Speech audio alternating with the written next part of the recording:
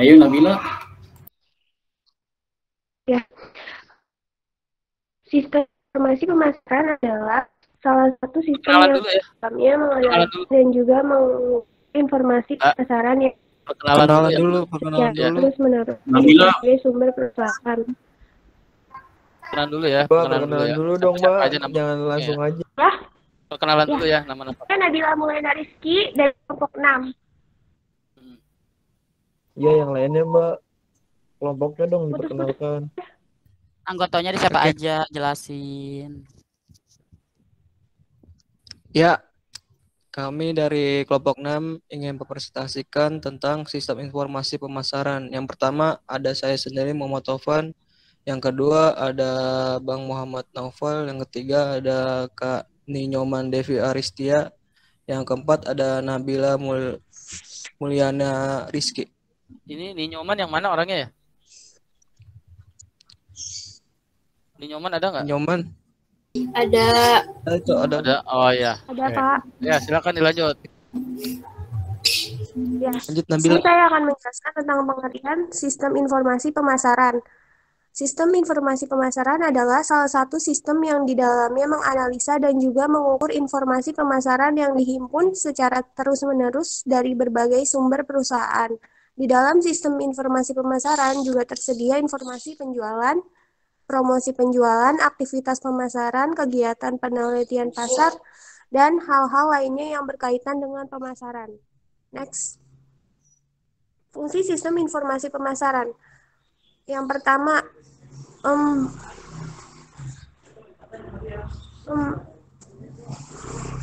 pihak perusahaan akan dimudahkan dalam hal mengontrol perkembangan bisnisnya. Yang kedua, untuk memudahkan setiap sistem informasi yang dimiliki perusahaan. Yang ketiga, membantu mempercepat informasi ketika ada kesalahan ataupun kekeliruan pada data. Yang keempat, mempermudah manajemen waktu dalam hal menjalankan kegiatan perusahaan, terutama dalam hal pemasaran. Yang kelima, meminimalisir terjadinya human error. Next, jenis sistem informasi pemasaran. Yang pertama, marketing intelligence adalah informasi yang didapat dari lingkungan dan terus diserap ke dalam perusahaan.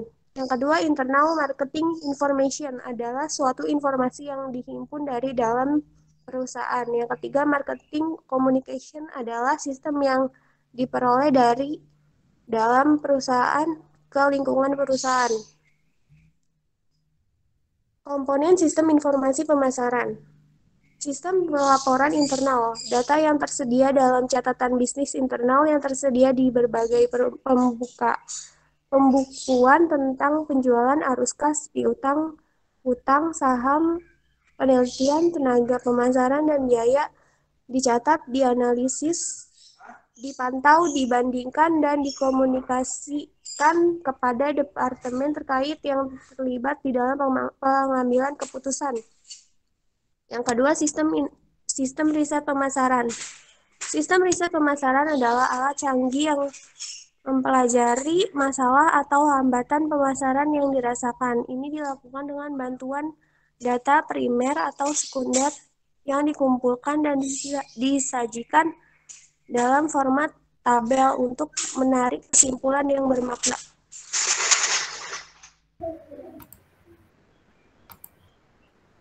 Next. Sistem intelijen pemasaran. Ya lanjut. Yang dibacakan oleh Bang Novel.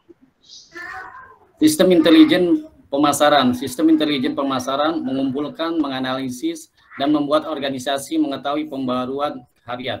Pembaruan ini mencakup lingkungan pemasaran, eksternal, tren terkini, dan perkembangan perubahan, kebutuhan pelanggan, kemajuan teknologi, strategi persaing, dan kondisi pasar.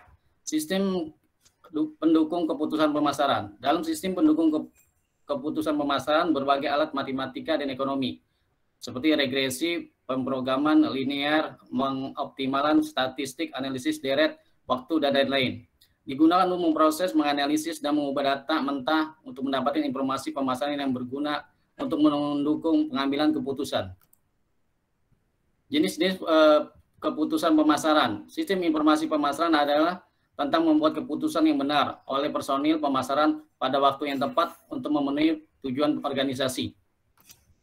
3 keputusan pemasaran. Keputusan strategi, manajer tingkat yang lebih tinggi membuat keputusan seperti itu karena ini terkait dengan tujuan, struktur, dan kebijakan organisasi yang sangat penting dalam mempengaruhi seluruh organisasi, misalnya keputusan tentang pemasaran global dan akuisisi pasar.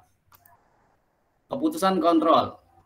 Ini adalah keputusan manajerial fundamental yang diambil sebagai tindakan korektif oleh manajer tingkat menengah jika terjadi penyimpangan, misalnya mengadopsi strategi pemasaran yang sesuai dengan akuisisi pasar potensial. Keputusan operasional. Keputusan ini berhubungan dengan aktivitas sehari-hari yang dilakukan untuk menyelesaikan tugas-tugas tertentu, seperti memanfaatkan sumber daya yang tepat, misalnya mengarahkan upaya tim penjualan menuju penerapan strategi pemasaran yang berhasil sehingga diputuskan. Kesimpulannya, berbagai langkah di atas bisa dilakukan oleh pembisnis maupun wirausaha agar mempunyai sistem yang efektif dan efisien yang bermanfaat untuk tugas pengambilan keputusan, yang bermanfaat untuk perkembangan bisnisnya. Sistem informasi pemasaran telah menyederhanakan tugas pengambilan keputusan bagi para manajer pemasaran dan juga penyediaan alat yang berguna untuk perencanaan strategis kegiatan bisnis. Dengan perkembangan teknologi dan modernisasi, pengelolaan kegiatan bisnis melalui menjadi jauh lebih sederhana dari sebelumnya. Untuk selanjutnya akan dibacakan oleh Depi. Ya, untuk selanjutnya saya akan menjelaskan tentang sistem informasi SDM. Sistem informasi SDM adalah salah satu sistem informasi manajemen yang memiliki peran penting dalam suatu organisasi atau perusahaan. SDM adalah salah satu aset yang sangat berharga untuk suatu perusahaan. Salah satu tujuan penting dibuat sistem informasi manajemen adalah agar bisa mendukung berbagai proses dalam suatu organisasi, termasuk perencanaan, perorganisasian, dan juga pengendalian. Sistem informasi manajemen harus mampu memberikan informasi terkait kondisi sebenarnya dalam suatu organisasi. Next. Manfaat sistem informasi SDM. Dengan perkembangan teknologi yang ada, tentunya akan ada banyak sekali manfaat yang bisa dirasakan oleh para pembisnis dalam menggunakan teknologi sistem informasi SDM. Manfaat tersebut bisa dirasakan oleh para karyawan dan juga perusahaan. Manfaat diterapkannya sistem informasi SDM. Di sini terbagi menjadi 3. Yang pertama, meningkatkan efisiensi. Diterapkannya teknologi dalam suatu sistem tentunya mampu meningkatkan sisi efisiensi perusahaan, baik itu dari sisi performa hingga waktu. Yang kedua, manajemen data. Manfaat selanjutnya dari sistem informasi SDM adalah manajemen data yang lebih baik. Dengan menggunakan sistem informasi SDM, maka tim HR sudah tidak perlu lagi menyimpan ribuan data berkas secara manual dan pusing-pusing dalam mencarinya. Next. Dan yang terakhir, meningkatkan produktivitas. Manfaat yang satu ini berhubungan erat dengan efisiensi yang ada pada poin pertama. Bila perusahaan sudah berhasil memangkas waktu dalam seluruh urusan yang sifatnya manual, maka karyawan pun bisa melakukan pekerjaan lainnya, atau bisa lebih fokus dalam menerapkan strategi demi mencapai tujuan perusahaan. Mereka juga bisa lebih fokus dalam menjalankan pelatihan sesuai dengan kemampuan dan bidang kepekerjaannya. Next. Selanjutnya ada fungsi sistem informasi SDM. Di sini ada 4 fungsi dalam sistem informasi SDM. Yang pertama ada perekrutan dan penerimaan SDM atau recruiting dan hiring. Dengan adanya sistem ini, maka tim HR akan terbantu dalam mengorganisasikan perolehan dengan data pada proses perekrutan karyawan baru. Tim HR tentunya harus mampu mengikuti tren terbaru terkait peraturan pemerintah yang berdampak pada praktik ketenaga kerjaan. Yang kedua, pendidikan dan pelatihan atau learning dan training. Ketika seseorang bekerja dalam suatu perusahaan dengan waktu tertentu, maka tim HR bisa mengatur seluruh program pelatihan dan pendidikan yang diperlukan agar tingkat pengetahuan dan kemampuan kerja karyawan tersebut meningkat, serta memberikan dampak positif untuk perusahaan dan karyawan tersebut. Yang ketiga, manajemen data. Tim HR bisa menyimpan seluruh data yang berkaitan dengan karyawan dan memprosesnya agar bisa menjadi informasi yang diperlukan untuk penggunaannya.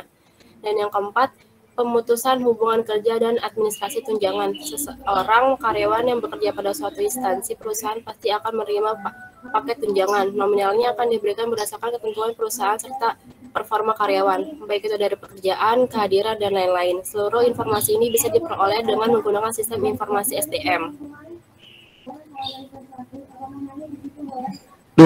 Model sistem informasi SDM. 1. Subsistem SIA atau sistem informasi akuntansi. Subsistem ini akan menyediakan data terkait akuntansi untuk HRIS, sehingga akan ada basis data yang terdiri dari informasi lengkap terkait sumber daya manusia, baik itu yang berhubungan dengan finansial ataupun non-finansial. 2. Subsistem penelitian sumber daya manusia. Di dalamnya akan menghimpun data terkait proyek penelitian tertentu seperti penelitian seksi, analisis, evaluasi jabatan, serta penelitian keluhan karyawan. Next. 6. Subsistem intelijen SDM. Pertama, intelijen pemerintah. Pemerintah akan menyediakan data dan juga informasi agar pihak perusahaan bisa menerapkan berbagai peraturan terkait ketenagakerjaan masyarakat. Yang kedua, intelijen pemasok. Pihak pemasok akan menyediakan berbagai data serta informasi untuk kebutuhan perekrutan karyawan baru. Yang ketiga, intelijen serikat pekerja. Seluruh data dan informasinya akan digunakan dalam berbagai hal pengaturan kontrak kerja antara serikat pekerja dan juga perusahaan. Next. Yang keempat, intelijen masyarakat global. Informasi yang ada di dalamnya akan menjelaskan hal terkait sumber daya lokal seperti pendidikan dan juga perumahan. Informasi tersebut bisa digunakan oleh karyawan serta komunitasnya agar bisa terintegrasi dengan baik. Yang kelima, intelijen masyarakat keuangan. Seluruh data dan informasi terkait ekonomi untuk perencanaan personil. Yang keenam, intelijen kompetitor, memberikan informasi terkait kegiatan personalia yang berasal dari perusahaan persaing dan informasi karyawan yang bisa saja Anda rekrut. Next. Di sisi output terdapat 6 subsistem. Yang pertama, itu sistem perencanaan kerja. Informasi yang digunakan untuk manajer akan digunakan untuk perencanaan karyawan dalam jangka waktu panjang dan jangka waktu pendek. Yang kedua, subsistem perekrutan. Informasi terkait pengandaan baik itu secara internal ataupun eksternal, yang umumnya berupa market karyawan, perekrutan, jadwal interview, dan juga analisis calon karyawan. Yang ketiga, subsistem manajemen angkatan kerja. Informasi untuk mengelola SDM dalam satu organisasi yang mencakup pelatihan, evaluasi, relokasi, suksesi, serta kedisiplinan perusahaan. Next. Yang keempat, subsistem tunjangan. Di dalamnya terdapat informasi terkait upah serta kompensasi yang umumnya berhubungan dengan jam kerja dan kehadiran karyawan, perhitungan upah dan bonus karyawan, serta analisa tunjangan. Yang kelima, subsistem benefit. Subsistem ini berbeda dengan kompensasi. Di dalamnya terdapat dana pensiun yang mampu memberikan manfaat lebih untuk karyawan. Yang keenam, sistem pelapor lingkungan. Informasi di dalamnya terkait keluhan yang dirasakan oleh karyawan seperti kesehatan, kecelakaan kerja, serta lingkungan kerja. Next. Kesimpulannya, yang pertama, sistem informasi SDM adalah suatu gabungan antara teknologi informasi dan juga ilmu manajemen sumber daya manusia. Dengan menggunakan sistem informasi SDM, Anda bisa mengelola absensi secara online dan payroll dalam bentuk yang lebih rapi dan terorganisir. Yang kedua, untuk perusahaan dan karyawan, mengaplikasikan sistem ini mampu meningkatkan tingkat produktivitas serta efisiensi dan juga manajemen data yang lebih baik. Sekian dari kelompok 6. Apabila